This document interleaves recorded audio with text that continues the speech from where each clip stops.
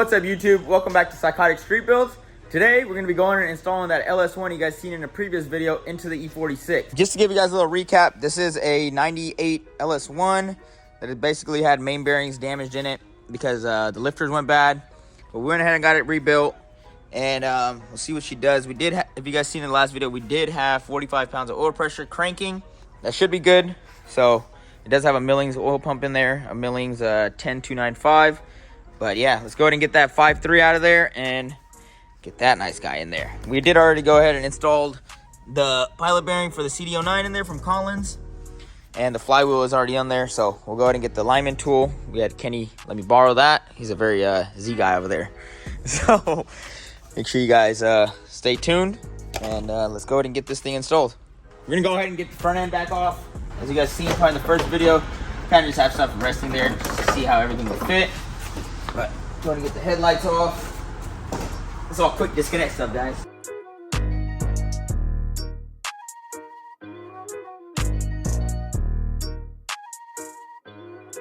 Alrighty, so we went ahead and got the car on the lift. I did have to steal the oil pan off of this to get the oil pan on there. So oil pan is already off. The motor mounts are already off. I'm gonna go ahead and see if we can take it out without removing the cross member. First things first is go ahead and get a chain hooked onto it. Get it to the cherry picker, lift it up, see what happens.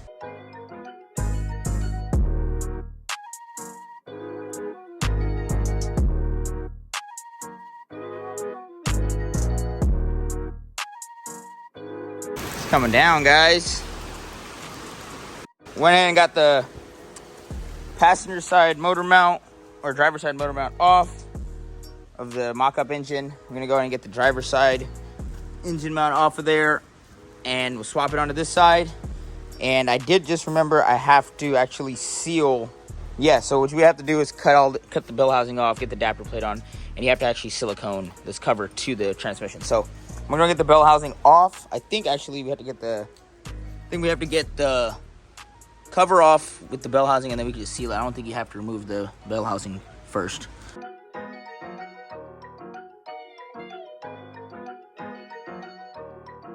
The transmission, as you guys probably seen in the time lapse, it went in a little too easy, I think. So hopefully everything's all right in there.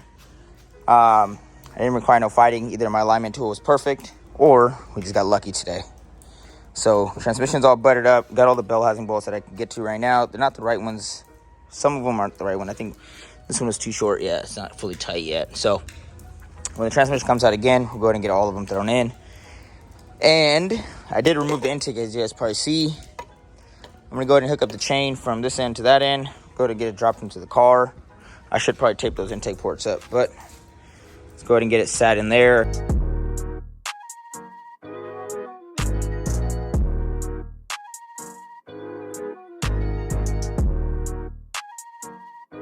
All right, guys, so we got the engine and transmission in. Here's a little quick update. We got the intake on, the harness laid on, the whole cooling system is done. We just need fuel now. We need to hook up this fuel system, which we have over here. Daniel, explain to them why we did go with a fuel cell. So come over here first. So on the factory BMW stuff, they have two sides of the tank. You guys can probably get a better picture. So we could have ran this pump. They make an adapter and everything, but since we're not going to be running the factory cluster and stuff, it's going to be kind of hard to monitor what fuel's in there. I mean, how much fuel's in there. So I was like, whatever, let's ditch the whole factory fuel system and let's go ahead and just get a fuel cell. This is an eBay fuel cell. It's a 10-gallon. We're going to be running an inline 044 Bosch fuel pump. We already got the Phoenix adapters for the Dash 6. These are some Amazon Evil Energy inline fuel filters, 100 micron and 30 micron. We got PTFE Dash 6 fuel line, and we got our Y to the fuel rails, and our air motor fuel pressure regulator already adapted, ready. I kind of already started putting fittings on it. We do have a whole bunch of other fittings in case we need it. And you guys have probably seen over here already, we do have the fuel rails already bolted back up to the intake. We have 90s off here, so we're gonna Y to the back of the intake. They're gonna come in and go back to the regulator. So the cooling system, just in case you guys want to get a closer view of it, we just did use a 22024. It's a 90, comes off the factory 90 elbow. We're gonna be using the factory radiator, and the lower is actually a factory lower radiator hose, actually just cut and shorten. So we'll see. I know this is a weak link on these where the sensors kind of started leaking. So what we'll do is end up, if that's an issue, we'll just redo that whole line. Other than that, let's go ahead and go underneath and show them. All right, guys, so go ahead and come under here. This is where the factory fuel tank used to sit. As you guys see with the remove, we have so much more room here. We went ahead and removed all of the factory evap lines, feed and return lines, and also the evap canister is all gone, and the filler neck is also gone. So it leaves us with so much room to play under here. I mean, we can either run the fuel filter down here. I wanted to see if we could run the fuel tank back here, but I think we're gonna run it in the spare, where the spare tire is. So we're going to show you guys that after. But it's just a little glimpse of what it does look like underneath. We are obviously missing the rear diff out of it right now, and we have that out of the car right now. We'll go ahead and get that reinstalled.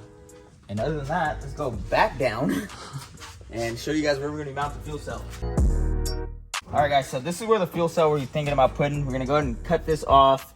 As you guys can see, it does have a sump on the tank. So a lot of people would just put a 90 and run, I mean, actually not a 90. They would just run it straight down, put a hole in there.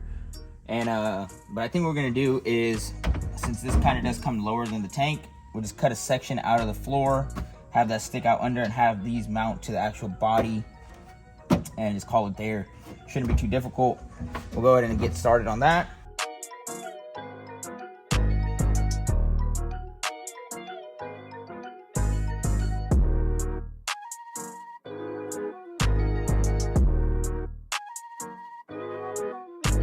Let's go and test fit this, guys.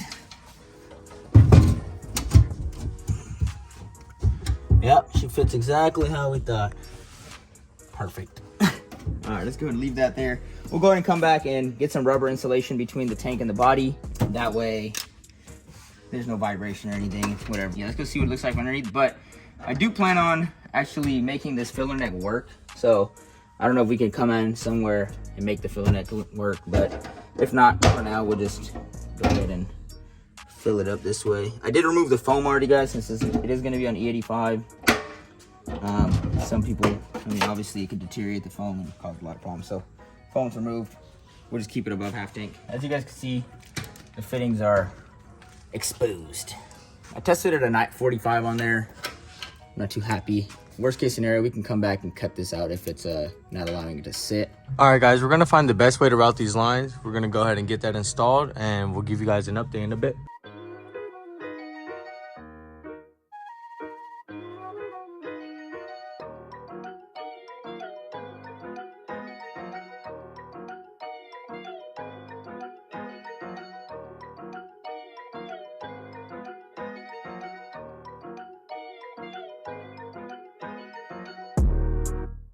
All right, guys, we went ahead and got the fuel lines, fuel filter, pump, and the secondary filter routed. You guys can see it's kind of dark, but we're gonna still come back in and tie all these lines up, and we still have to get the brackets, but we kind of just wanted the pumps and the filter kind of mounted where they wanted to be, so we get the lines routed. The return will actually follow the same procedure as this, or same routing as this. So it's just gonna remove that, put another hole strap, and the return line will come in. Actually, that's what we're gonna get on to next probably. But it comes and goes above the transmission. I already have it straight there. It's gonna come to a Y up there. And when we pull out the tranny to actually install the line for the slave, we'll go ahead and get all the lines buttoned up there also.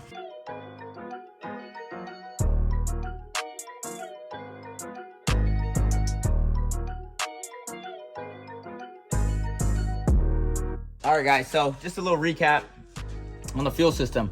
We're gonna got that hole cut out for the sump, got a feed followed up over the subframe, comes up, wraps around where the original gas tank would have been, comes to our first 100 micron fuel filter, then goes to our 044 fuel pump, then our 30 micron fuel filter, comes back around into the tunnel, and we kind of just roughly one hole strap them up. Got it over, comes up. We'll clean these up once we drop the transmission one more time to put those slave lines on. Lines go above the transmission into a Y. Let's go ahead and go down. So in the front, guys, I'm on my regulator here, but there's a feed that comes and splits into a Y that comes to both rails. The rails come back here and go back into the regulator. I am gonna create a mount for this, guys. Don't worry about that just yet. It's kind of just a rough setup. Other than that, same thing. This side to that side of the regulator, this side down, and then as you guys probably seen, this bottom return goes follows the feed and goes back to the fuel pump. So what we're gonna go ahead and do is hook the harness back up or bolt it. We're gonna pull the intake back off actually. Let's tighten up all these fittings, get the harness laid back on, and let's go get some E85 for this thing and fire it up.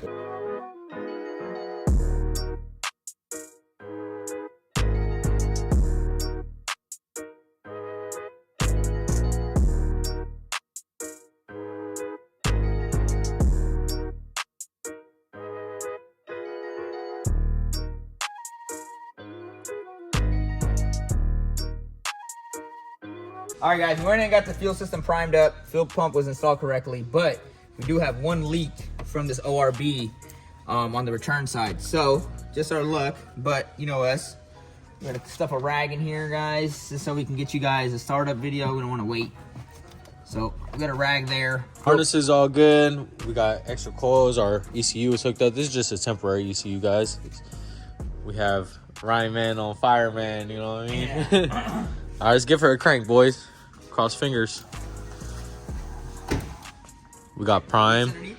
Yes.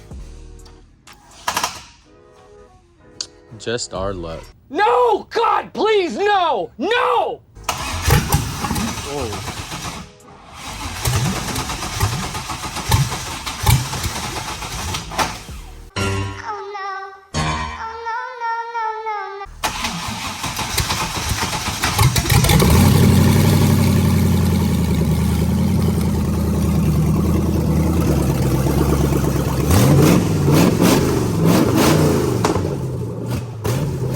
Why are you running? That's a good time, buddy. Good shit. Fucking fireballs.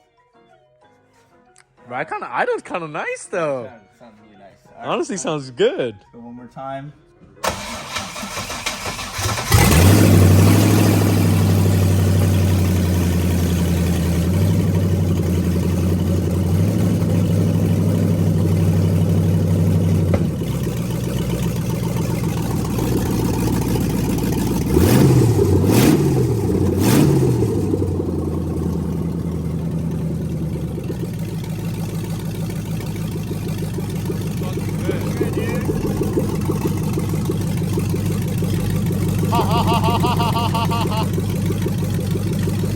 Look at this guy. Hey, calm down, buddy. Calm down.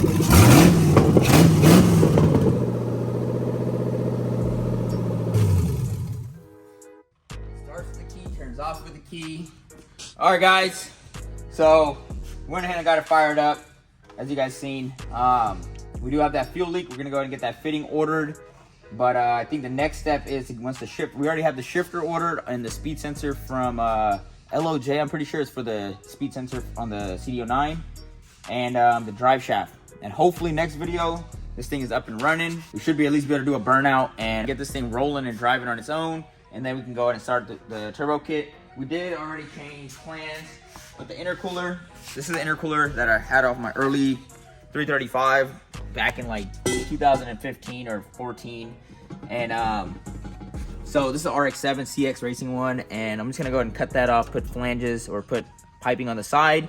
Same thing on this side, and then we'll go ahead and get this mounted on this car. Rather than using that big guy, that way we can retain a bash bar. All right, guys, this thing should be driving in no time. I hope you guys like the progress. Make sure you guys like, comment, and subscribe, and stay tuned because she will be driving soon.